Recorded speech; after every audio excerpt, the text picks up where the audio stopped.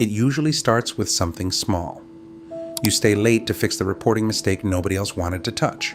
You clean up the slides before the client meeting.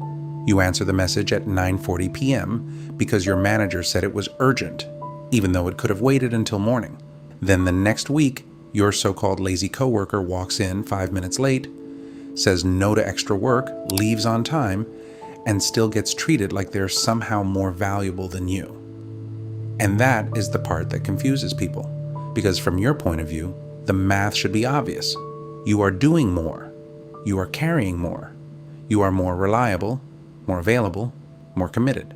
So why does your boss seem warmer toward the person who does less? Why do they protect them, listen to them, include them, even praise them? Right? What most people never see is that managers are rarely rewarding effort the way employees think they are. They are often rewarding something else entirely, something quieter, something less visible, something that looks, from the outside, almost unfair. So the employee who seems lazy to you may not be winning because they work harder. They may be winning because they understand the system more clearly than you do.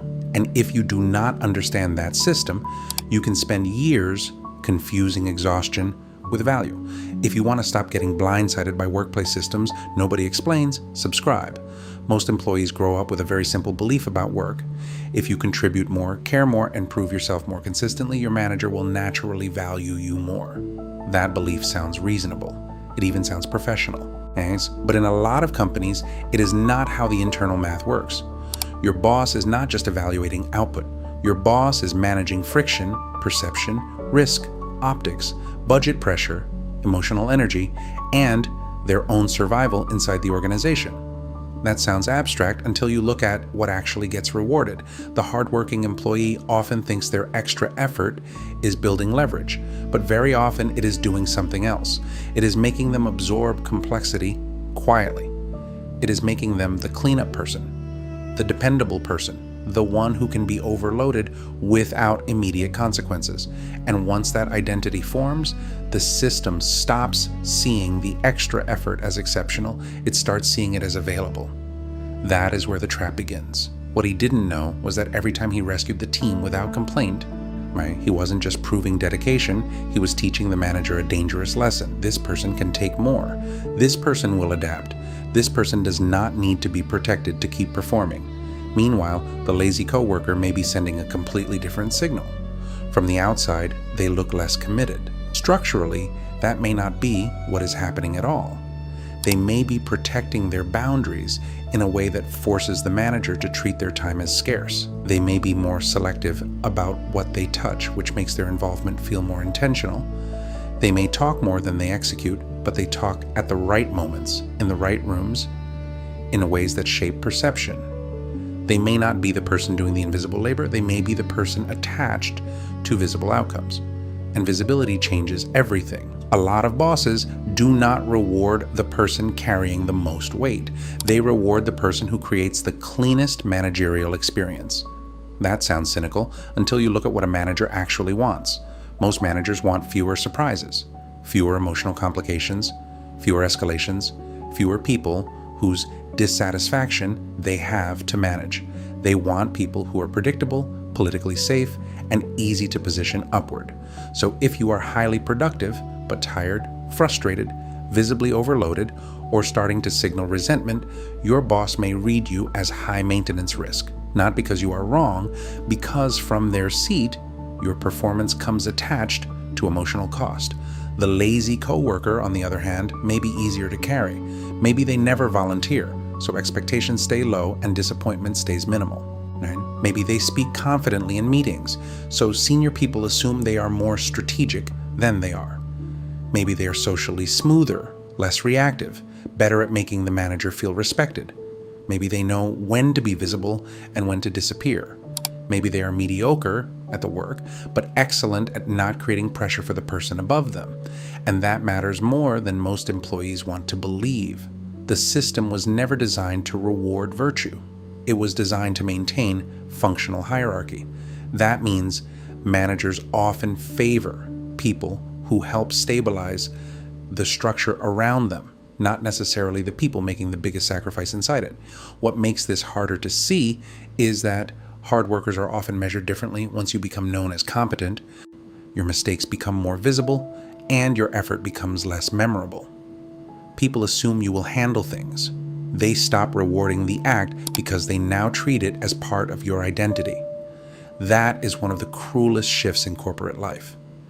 The better you are, the faster your effort becomes invisible. But the lazy coworker benefits from a different curve. Because expectations are lower, even small wins feel noticeable.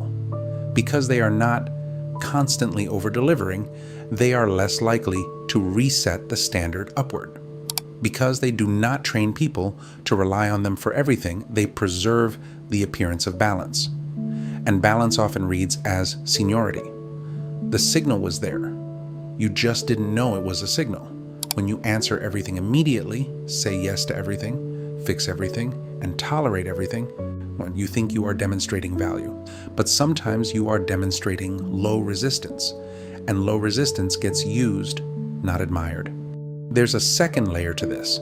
Many bosses are not just favoring the lazy coworker. They are favoring the person who mirrors managerial incentives better. A manager's success usually depends on controlling budget, reducing noise, keeping the team stable enough to hit targets, and presenting a coherent picture upward. That means they often like employees who can be narrated easily, employees who are calm in meetings, employees who do not force uncomfortable conversations, employees whose work can be packaged, employees who seem strategic, even when others are doing the operational heavy lifting underneath them. That sounds unfair because it is, but it is also common. And the hardworking employee often gets trapped in operational gravity. They become essential at the bottom of the system and therefore less movable within it. Their value becomes local, not political. Their boss may even like them a lot, but liking someone's contribution is not the same as wanting to elevate them. Sometimes the reason your boss does not promote or protect you is not that you are undervalued. It is that your current position is too useful to lose. And the lazy coworker, they may be less useful in execution, but easier to reposition, easier to advocate for, easier to explain. That is why some people seem to float upward while others sink under the weight of being dependable. The invisible consequence is not just frustration, it is long-term career distortion. You start believing that more effort will eventually correct the imbalance.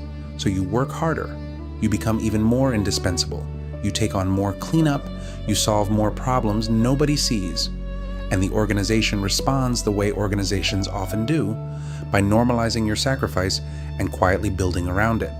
Your salary stalls because the company already gets premium output from you at a discount. Your visibility stays narrow because most of your value is trapped in maintenance work. Your boss keeps leaning on you because replacing your labor would be painful. And over time, a narrative forms around you that is very hard to break. Reliable, strong executor, not quite strategic. Great support. Critical to the team. It sounds flattering until you realize it is a ceiling. What most employees never realize is that perception hardens faster than performance changes. Once the system decides what kind of person you are, your future starts getting filtered through that label. The helpful one, the grinder, the stable one, the fixer. And labels are efficient. Managers love efficiency. The lazy coworker may have a worse work ethic than you, but if they have a better signal strategy, better optics, better boundary control, and better alignment with what the boss actually finds easy to manage, they can look more valuable inside the system that matters. So the reframe is this: your boss may not love your lazy coworker because they are blind. Your boss may love them because they are responding to incentives you were never taught to see. That does not mean effort is useless, as it means effort without signal control becomes exploitable. It does not mean competence does not matter. It means competence alone does not determine status. It does not mean your boss is always malicious. It means managerial preference is often structural before it is personal. The real problem is not that someone lazy is being rewarded. The real problem is that you thought visible sacrifice automatically translated into leverage. In a healthy system, maybe it would. In many companies, it does not. Because the organization is not simply asking who works hardest. It is asking who is easiest to absorb, easiest to explain, easiest to keep, easiest to use, easiest to move. And once you understand that, the pattern stops feeling random. The boss is not always rewarding the best worker, they are often rewarding the cleanest signal. And if you keep confusing effort with position, you will miss the hidden rule that governs both. The system will rarely pay more for what you keep giving away for free,